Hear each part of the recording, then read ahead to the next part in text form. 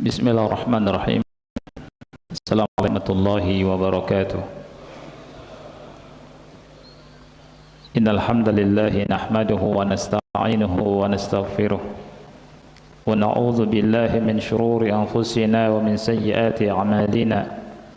May yahdihillahu fala mudilla lahu wa may yudlil fala hadiya lahu. Ashhadu an la ilaha illallah wahdahu la syarika lahu wa ashhadu anna Muhammadan abduhu wa rasuluh. Ya ayyuhalladzina amanu taqullaha haqqa tuqatih wa la tamutunna illa wa antum muslimun.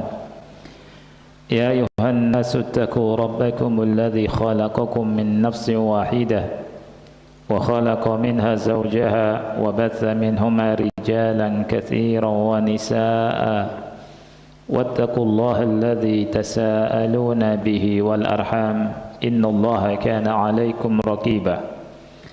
Ya ayyuhalladzina amanu taqullaha wa qulu qawlan sadida yuslih lakum a'malakum wa yaghfir lakum dhunubakum wa may yuti'illaha wa rasulahu faqad faza fawzan 'azima. Amma ba'du fa inna asdaqal hadithi kitabullah wa khairal hadi hadi Muhammadin sallallahu alaihi wa ala alihi wasallam wa syarrul umuri muhdatsatuha fa inna kulla muhdatsatin bid'ah wa kulla bid'atin dhalalah wa kulla dhalalatin finnar. Ikhwati fillah rahimani wa rahimakumullah. Kita pada kesempatan yang mulia ini akan melanjutkan pembahasan dari kitab Az-Zakah, dan kita akan mulai dengan hadis yang pertama di kitab Az-Zakah dari kitab Umdatul Ahkam. Hadis dari Abdullah ibni Abbas radhiyallahu anhuma qala, beliau berkata, qala Rasulullah sallallahu alaihi wasallam, Rasulullah sallallahu alaihi wasallam bersabda, li Mu'adz ibn Jabalin, kepada Mu'adz bin Jabal radhiyallahu an, hina ba'athahu ilal Yaman, ketika beliau mengutusnya ke Yaman, innaka sata'ti qauman ahla kitab, sesungguhnya engkau akan mendatangi kaum dari ahli kitab.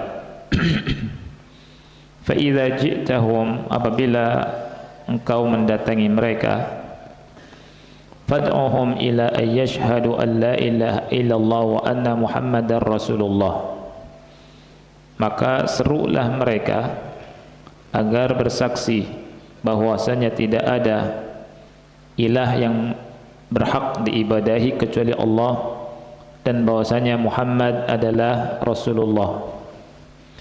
Fa inhum ata'u laka bidzalik, apabila mereka mentaatimu akan hal tersebut, fa akhbirhum, maka beritahu mereka, annallaha qad farada alaihim khamsa salawatin fi kulli yaumin wa lailah, bahwa Allah telah mewajibkan atas mereka salat 5 waktu pada setiap hari dan malamnya.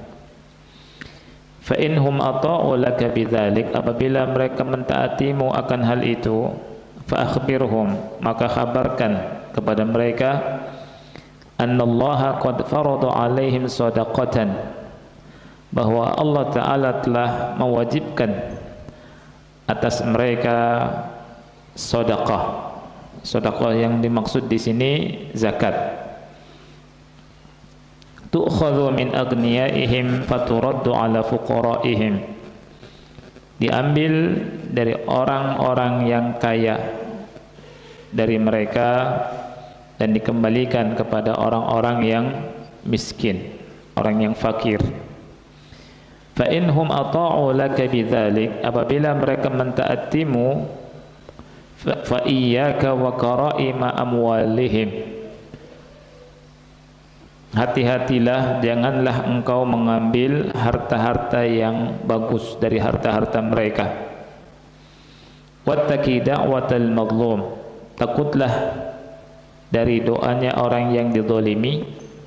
Fa innahu laisa bainaha wa bainallahi hijab, karena tidak ada antara ia dengan Allah hijab, tidak ada pembatas.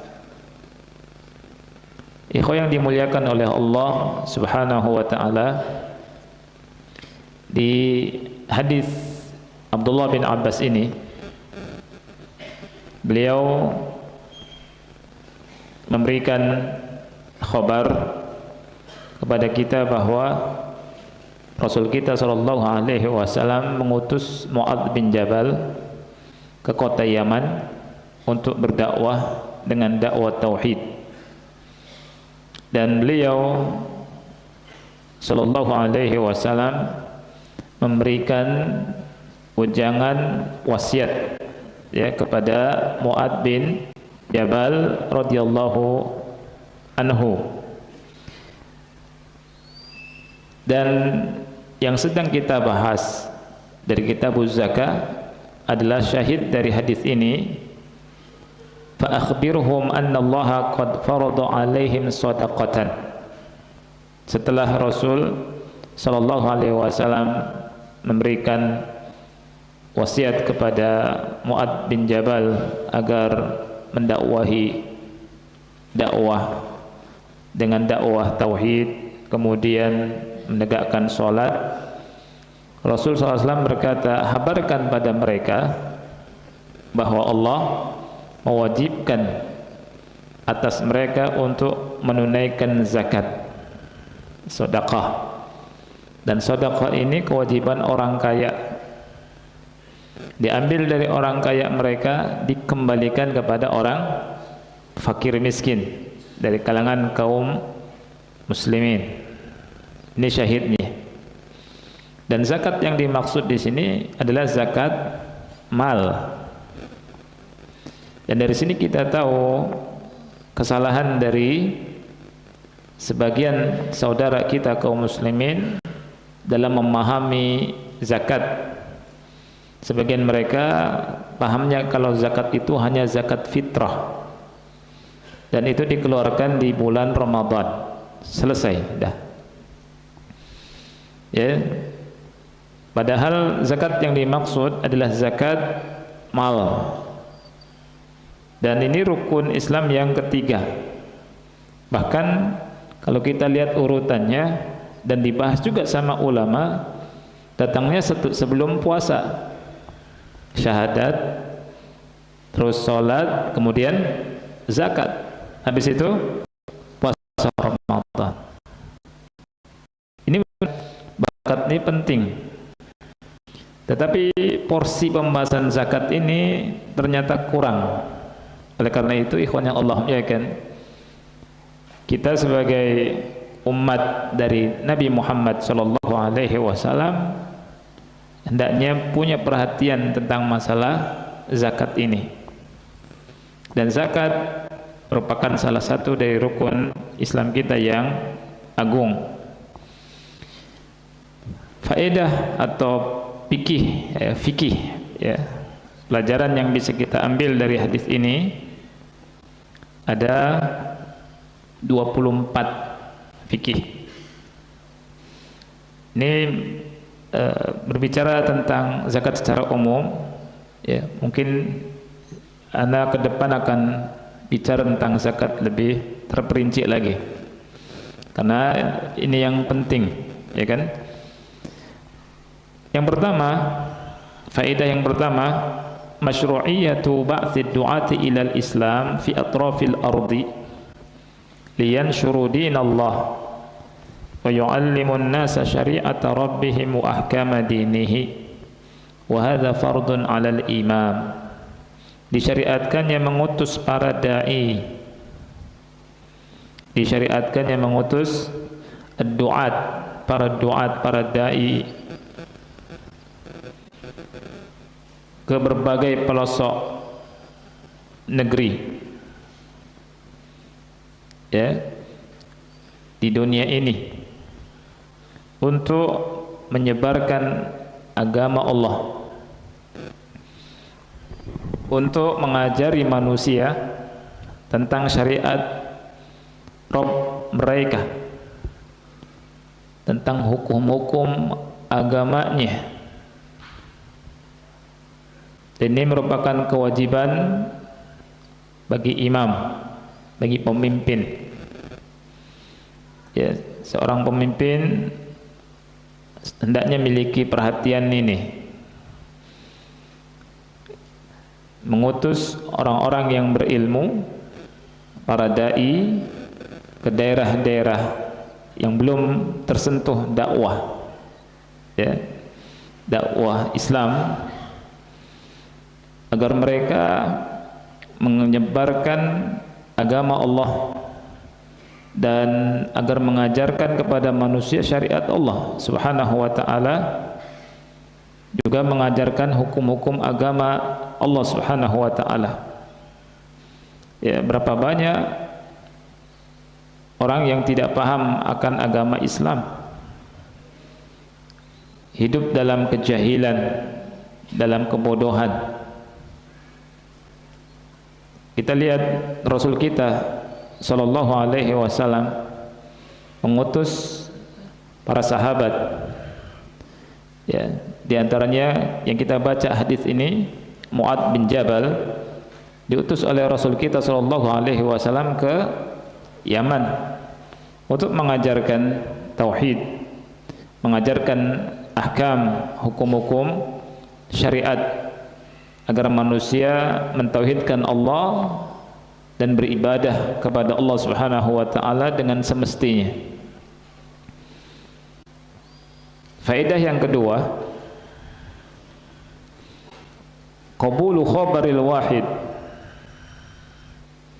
diterimanya khabar ahad, hadis-hadis ahad, dan wajib mengamalkannya secara mutlak dalam masalah akidah dan ahkam, dalam masalah akidah dan ahkam.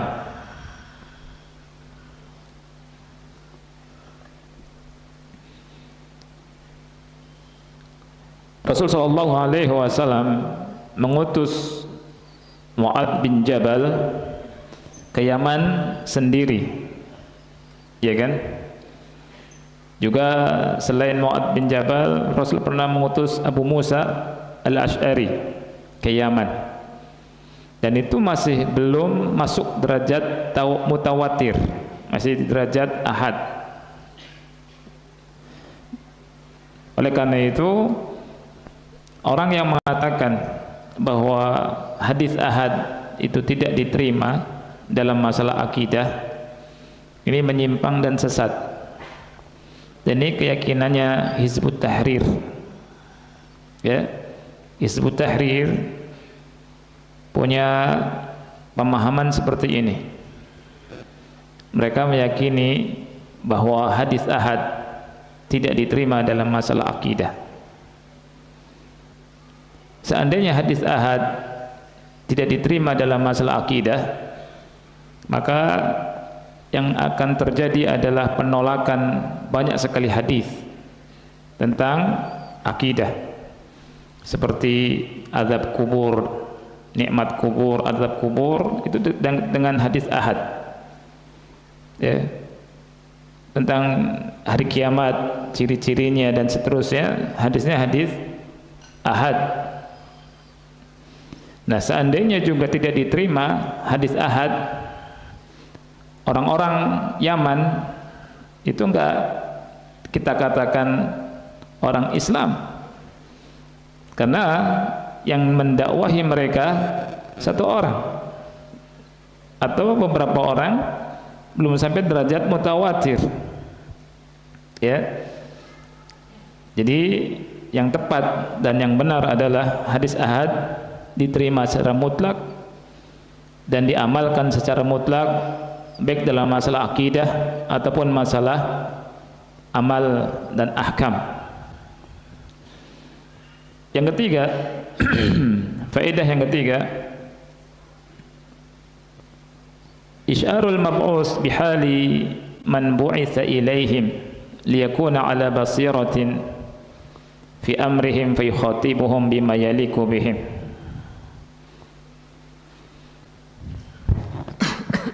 Membekali dai tentang pengetahuan dengan pengetahuan mad'u, ya, dengan pengetahuan tentang mad'u, orang-orang yang diajak, orang-orang yang didakwahi, agar dia berada di atas basirah, di atas ilmu, pengetahuan tentang mereka, tentang kondisi mereka, sehingga mendakwahi mereka sesuai dengan yang layak bagi mereka.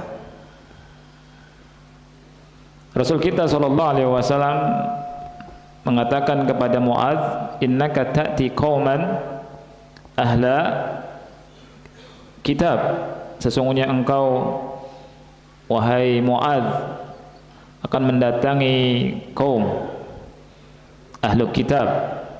Dijelaskan oleh Rasul kita sallallahu alaihi wasallam tentang hakikat kaum yang akan didatangi oleh Muadz bin Jabal, agar Muadz bin Jabal memiliki pengetahuan tentang kaum yang akan beliau dakwahi, tentang kondisi mereka, tentang latar belakang mereka, sehingga dia tahu apa yang harus didakwahkan, apa yang harus disampaikan, dan dia tahu bisa bermuamalah dengan bagaimana caranya dengan mereka.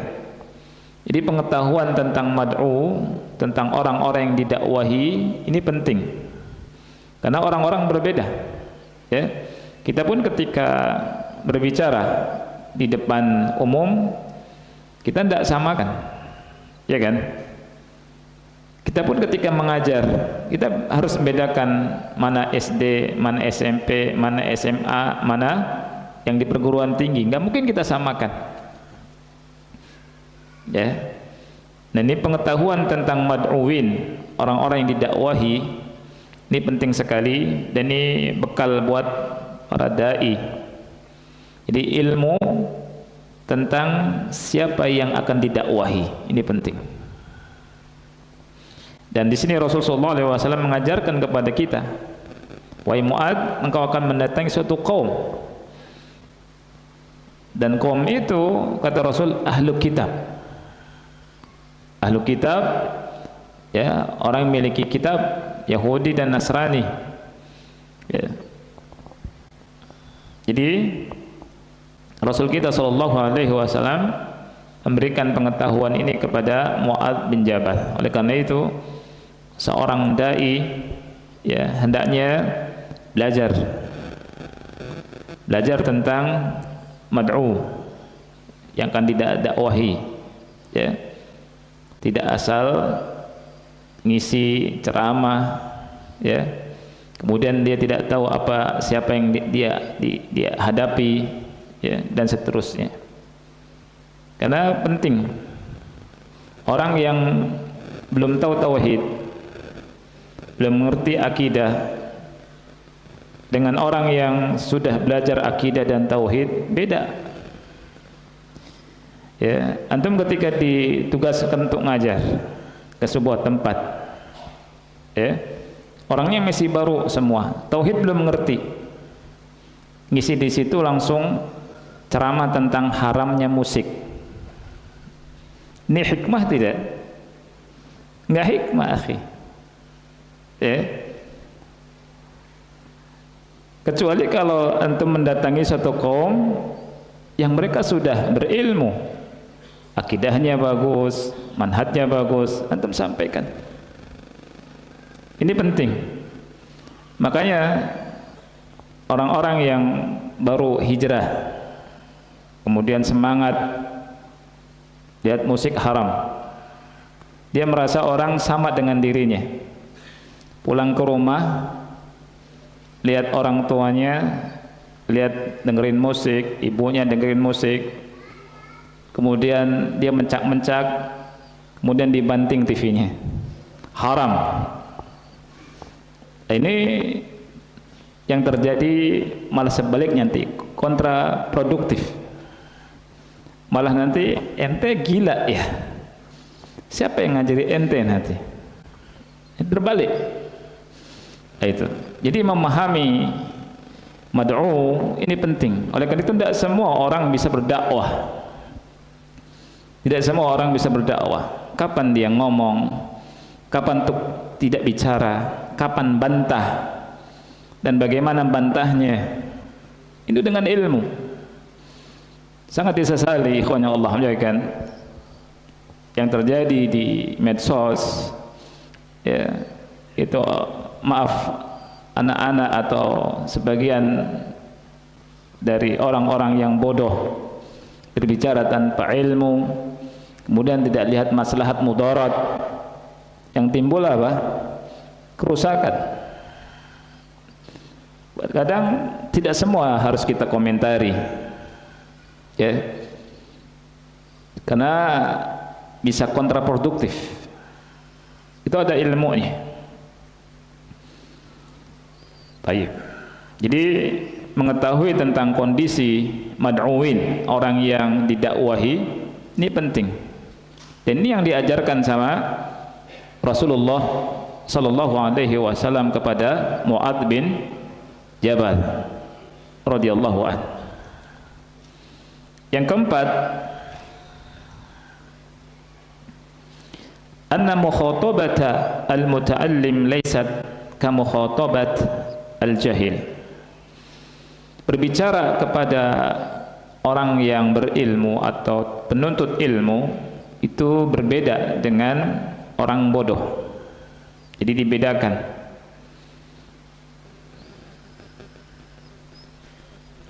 Ini turunan dari faedah yang ketiga, ya. Turunan dari faedah yang ketiga. Jadi tidak sama antara orang yang belajar dengan orang yang bodoh. Kita nggak bisa samakan.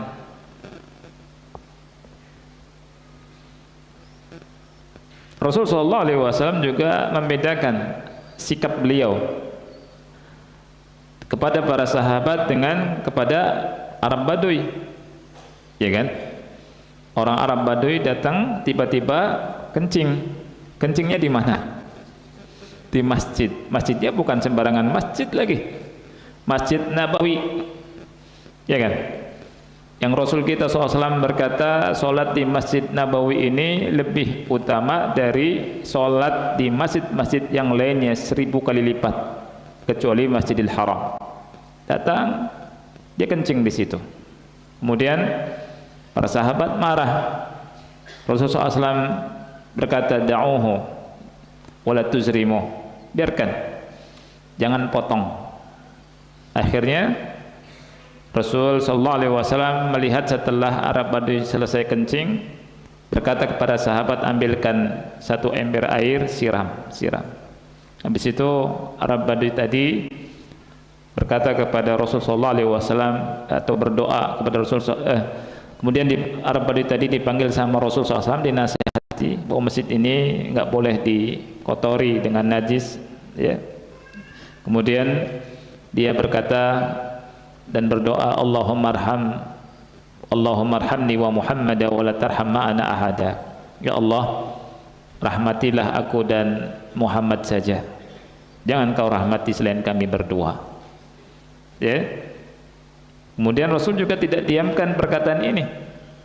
Rasul SAW berkata, engkau telah membatasi sesuatu yang luas, ya. Rasul SAW berdakwah dengan hikmah, ya, tahu yang dihadapi siapa.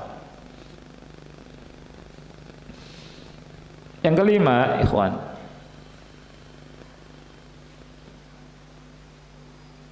istihbabu wasiyatil imam liman yuwallihi bil wasayan nafi'ati allati yahtaju ilaiha. Disunnahkannya imam memberikan wasiat dengan wasiat-wasiat yang bermanfaat,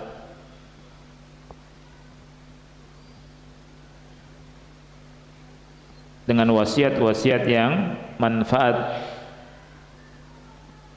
kepada orang yang diutusnya.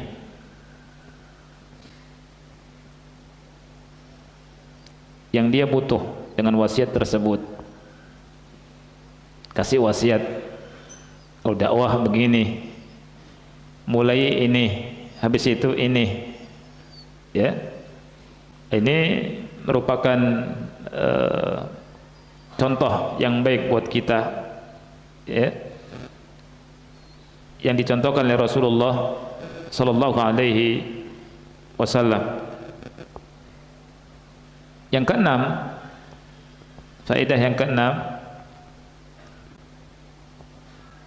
al-ibtida'u bid-da'wati bil ahami fal aham.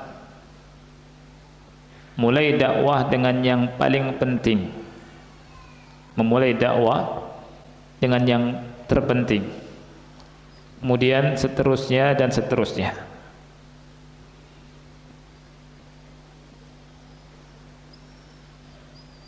Jadi yang paling penting apa, ikhwan, di sini? Tauhid. Ya kan? Rasul bilang sallallahu alaihi wasallam kepada Mu'adz, engkau wahai Mu'adz akan mendatangi suatu kaum dari kalangan ahlu kitab. Mereka belum berislam. Didakwahi agar mereka mentauhidkan Allah, bersaksi bahwasanya tidak ada ilah yang berhak diibadahi kecuali Allah dan Muhammad adalah Rasulullah. Ini dulu yang didakwahi. Ini dulu yang dibahas. Jadi dakwah itu ada aturannya, ya. Jadi dakwah Rasulullah SAW mengajari Mu'adz bin Jabal dan mengajari kita semua ketika berdakwah, itu kita ajarkan yang paling penting dulu.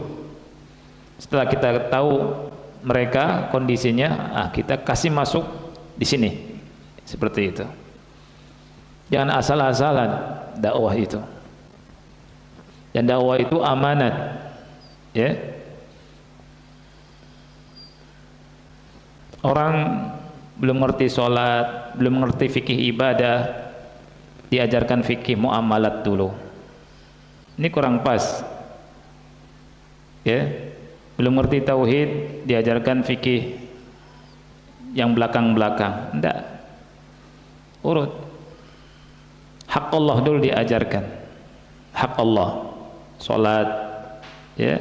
Tauhid dulu diajarkan, akidah diajarkan, kemudian sholat, ya, kemudian puasa, kemudian zakat, ya.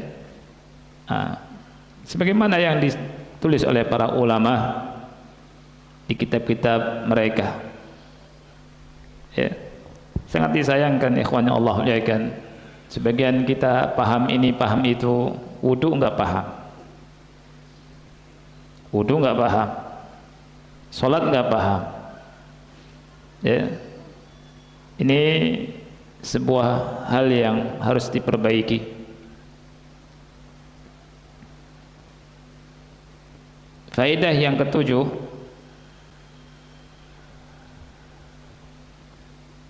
anna da'wata laha maratib. Dakwah ini ada tingkatannya. Wa anna ad-da'i la yantaqilu ila martabatin hatta yaltazima al-mad'uuna bima qablaha. Dan seorang dai tidak pindah dari sebuah tingkatan ke tingkatan berikutnya sampai yang didakwahi itu beriltizam dengan martabat tersebut. Seperti kata Rasul kita sallallahu alaihi wasallam, ya, di sini Rasul berkata, apabila engkau mendatangi mereka wahai Mu'adz, fad'uhum, maka dakwahi mereka agar mereka bersyahadat la ilaha illallah Muhammad Rasulullah. Kemudian kalau mereka taat, habarkan kepada mereka bahwa Allah Subhanahu wa taala mewajibkan atas mereka salat 5 waktu. Kemudian setelah mereka taat, habarkan bahwa mereka, Allah wajibkan atas mereka untuk membayar zakat. Lihat, bertahap. ya, tidak serabutan.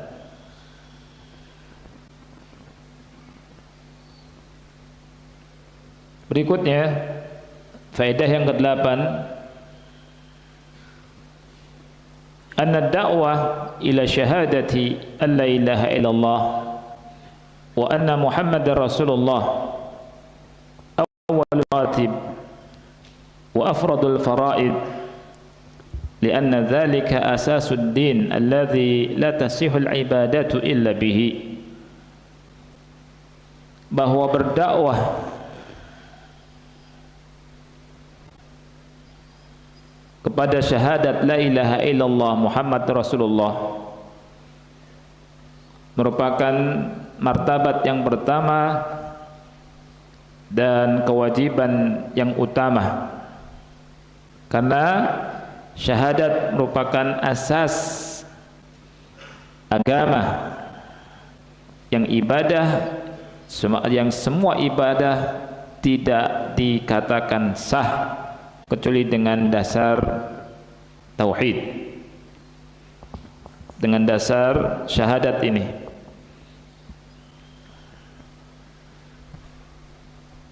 Ini penting, ikhwah. Jadi belajar tentang la ilaha illallah. Apa makna la ilaha illallah? Ya. Kemudian apa rukun la ilaha illallah? Apa syarat-syarat la ilaha illallah? Apa pembatal-pembatalnya? Ya, ini kewajiban kita untuk belajar.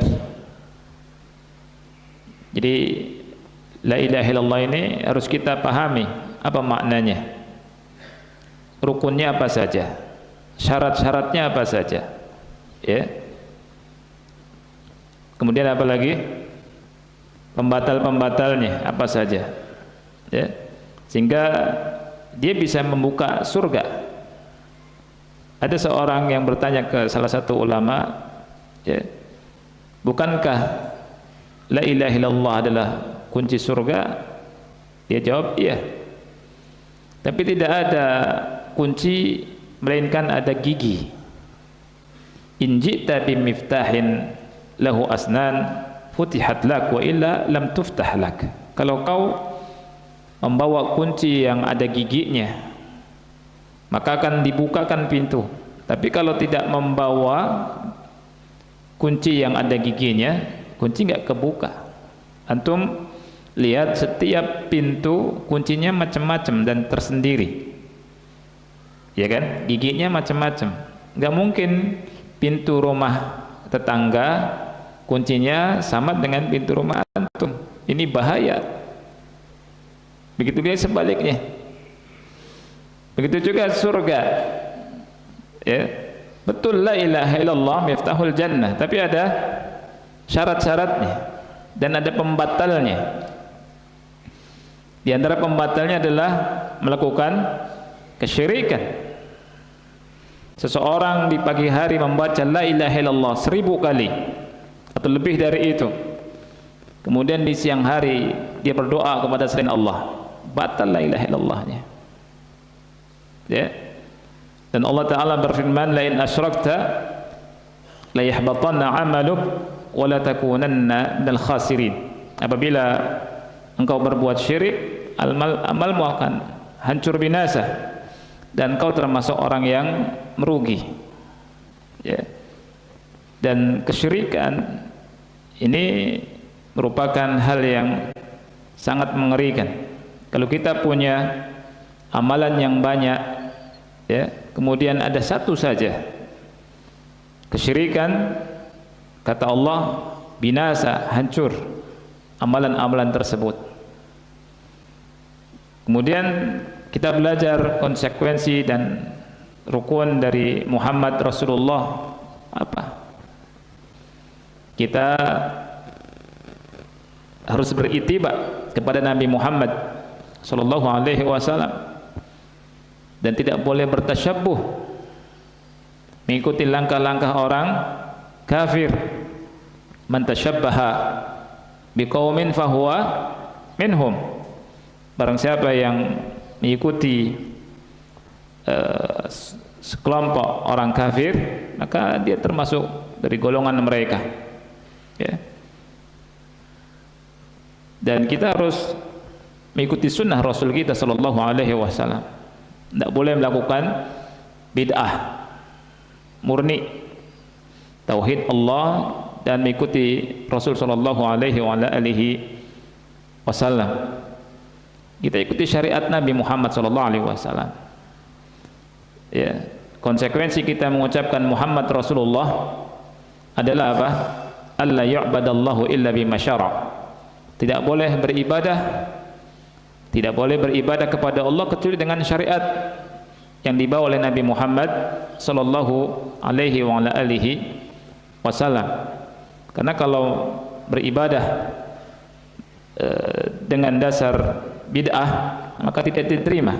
Rasul kita SAW bersabda, man amila amalan laisa alai amruna fahuwa raddun. Barang siapa yang beramal dengan sebuah amalan yang tidak ada contoh dari kami, maka tertolak. Ada orang puasanya namanya ngasrep, mutih, kemudian dia bilang ini ibadah, diterima tidak? Tidak, karena bukan dari Rasul kita sallallahu alaihi wasallam.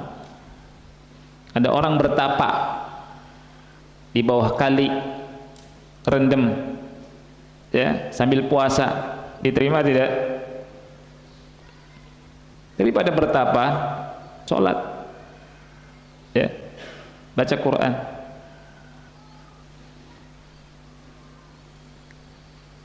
Kita masuk faedah yang ke-9. Annahu la yuhkamu bi islamil kafir illa bin nutqi bi syahadatain. Bahwasanya tidak dihukumi keislaman orang yang kafir kecuali dengan mengucapkan dua kalimat syahadat. Tidak dihukumi keislaman orang yang kafir kecuali dengan mengucapkan dua kalimat syahadat. Oleh karena itu, ketika ada orang non muslim atau orang kafir dan dia dapat hidayah untuk masuk Islam, maka disyariatkan untuk mengucapkan syahadat. Asyhadu an la ilaha illallah wa asyhadu anna Muhammadan Rasulullah. Dan ini menunjukkan ahlul kitab itu muslim atau kafir?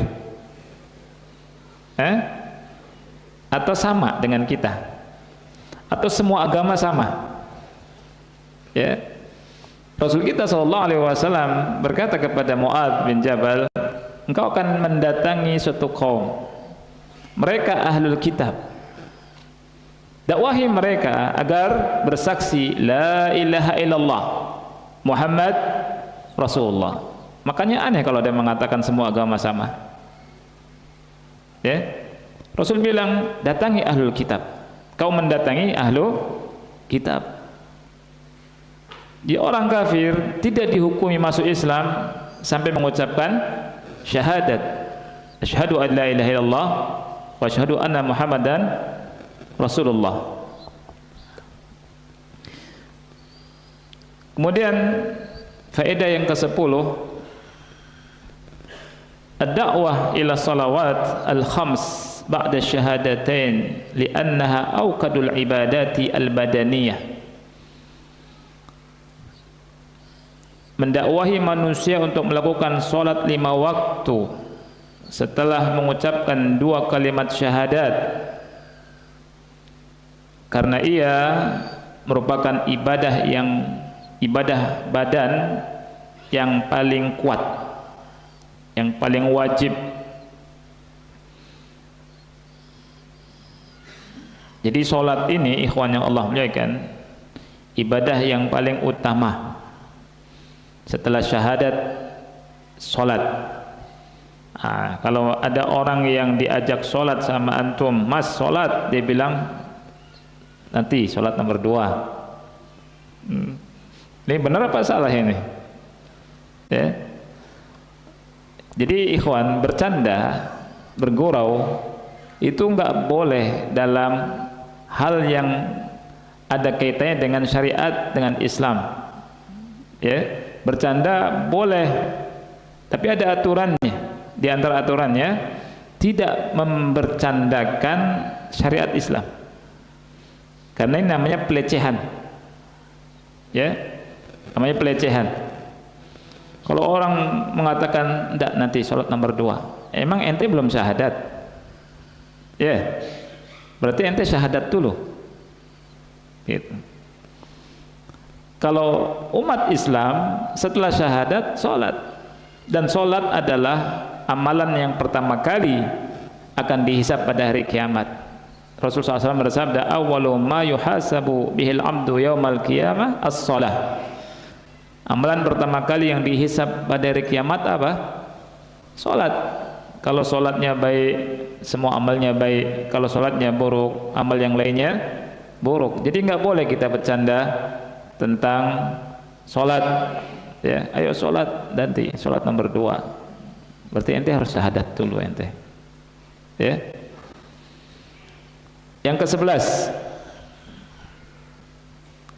ad-da'watu ila zakati ba'da shalah li'annaha awqadul ibadatil maliyah. Ajakan atau dakwah untuk menunaikan zakat setelah sholat, setelah sholat 5 waktu, karena zakat ibadah maliyah yang paling kuat. Makanya dari sini ikhwan, kita mengetahui kesalahan dari banyak saudara kita yang memahami zakat itu terbatas hanya zakat fitrah, zakatul fitr di bulan Ramadan. Ya, kebanyakan ini salah satu fenomena yang harus diluruskan. Zakat cuma zakat fitr saja, padahal zakat yang dimaksud dalam rukun Islam yang ketiga, syahadat, sholat, zakat adalah zakat apa? Zakat mal. Pekan yang lalu kita bahas zakat itu ada zakat nafas, zakat badan, dan zakat mal. Dan rukun yang ketiga adalah zakat mal, ya, zakat harta. Kemudian kesalahan yang juga ada, sebagian kita memahami bahwa zakat mal itu seumur hidup sekali, seperti haji. Ya, enggak semua zakat mal itu seumur hidup sekali. Kecuali kalau antum mendapatkan harta apa ya, istilahnya harta karun, orang bilang, harta rikaz. Ya. Itu antum mengeluarkan zakatnya langsung sekali, selesai. Ya. Tapi kalau zakat mal, zakat perniagaan, walaupun ada ikhtilaf tentang zakat perniagaan, apakah ada zakatnya atau tidak, setahu ana Syekh Albani rahimahullah mengatakan tidak ada zakatnya. Ya. Itu tiap tahun, bukan seumur hidup sekali. Kemudian juga distribusinya banyak yang keliru. Ya. Mudah-mudahan kita bersabar, nanti akan bahas sedikit-sedikit tentang harta apa saja yang ada zakatnya dan harta apa saja yang tidak ada zakatnya. Kemudian kita bahas tentang zakat pertanian, zakat binatang ternak, zakat emas dan perak, zakat 2 mata uang, kemudian zakat perniagaan, ya, kemudian zakat ma'din, zakat rikaz. Kita bahas satu persatu. Kemudian juga cara ngitungnya kita belajar, ya. Kemudian kita bahas juga dari distribusi yang tepat bagaimana. Nah, sudah masuk adzan ya, waktu isya. Insyaallah kita adzan dulu, habis itu kita lanjutkan sedikit, nanti kita lanjutkan di pertemuan berikutnya. Wassallallahu ala nabiyina Muhammad wa ala alihi wa sahbihi wa barak wa salam.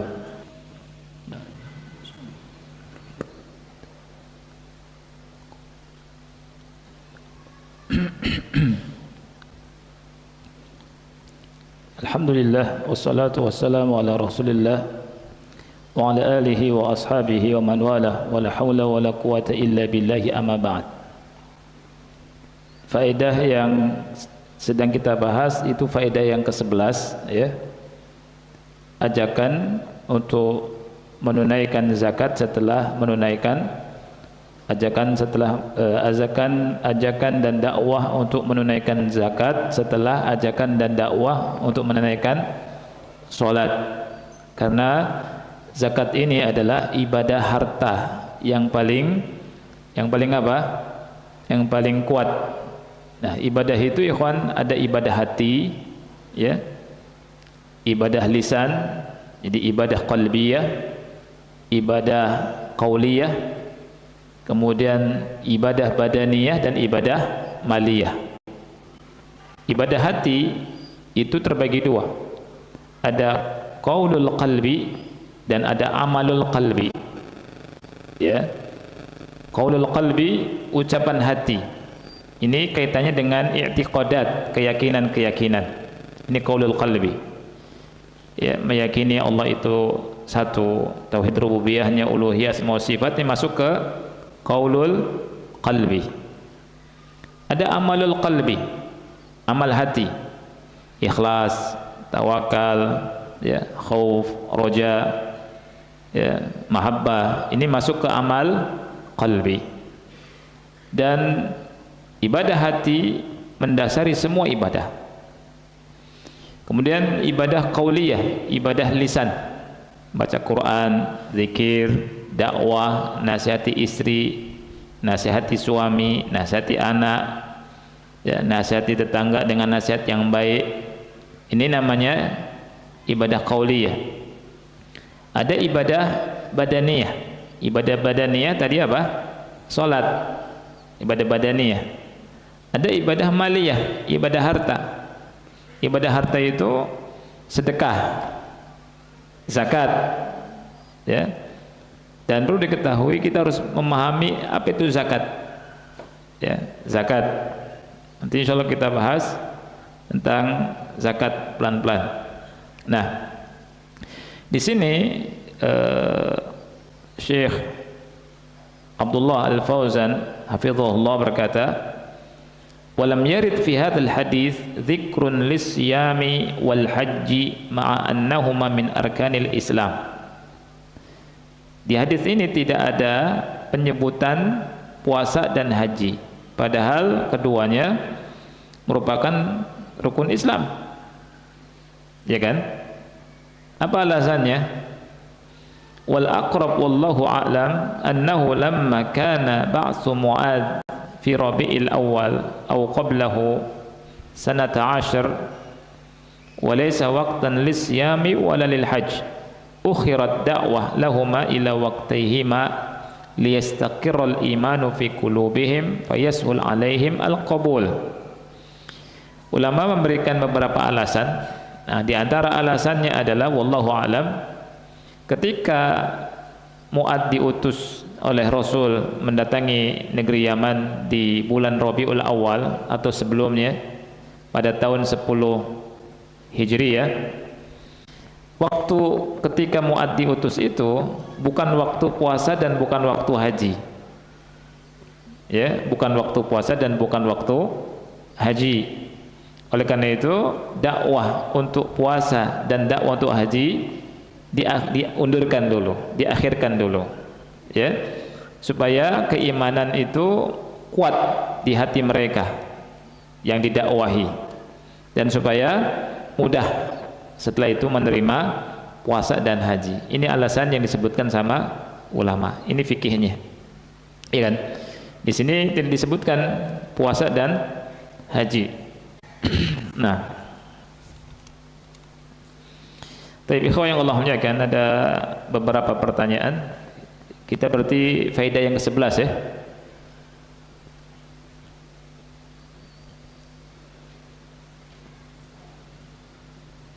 Insyaallah kita lanjutkan tentang faedahnya di pertemuan berikutnya. Biasanya Pak Seno yang ingatkan ana faedah sekian gitu. Nanti anda lanjutkan insyaallah.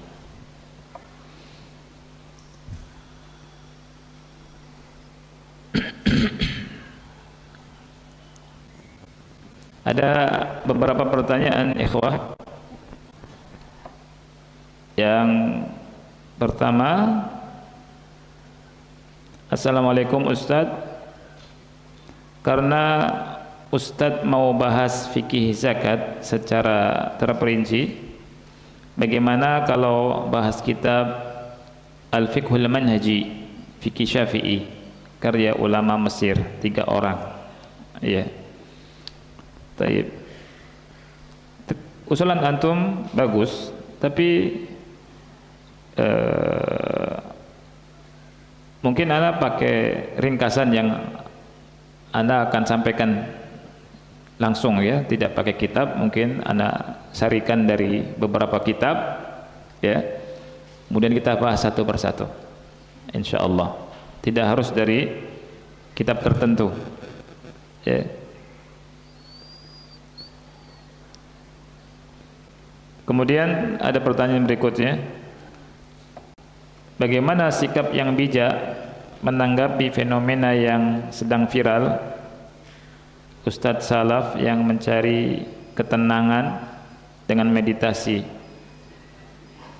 Mohon nasihatnya agar kita tidak salah dalam bertindak, komentar dan sebagainya. Ya. Baik. La haula wala quwata illa billah. Nah,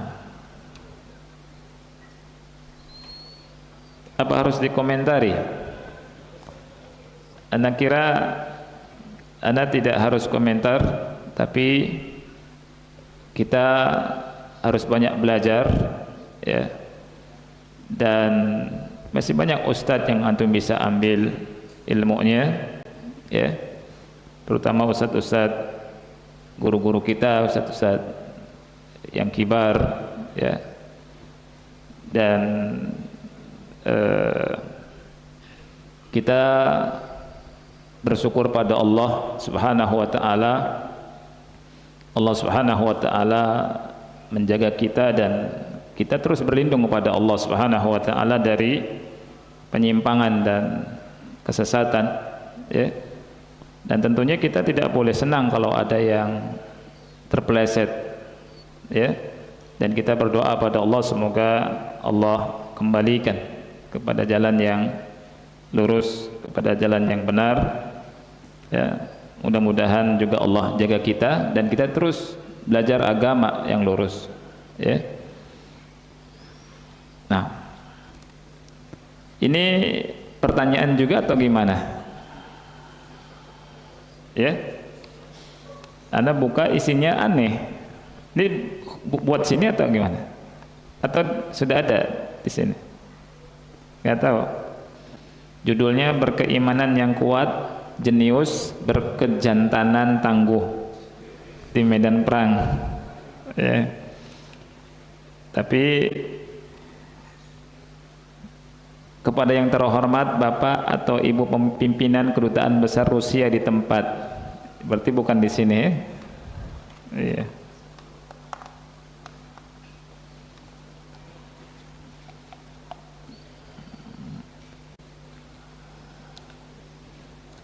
Anda kira isinya tentang masalah zakat.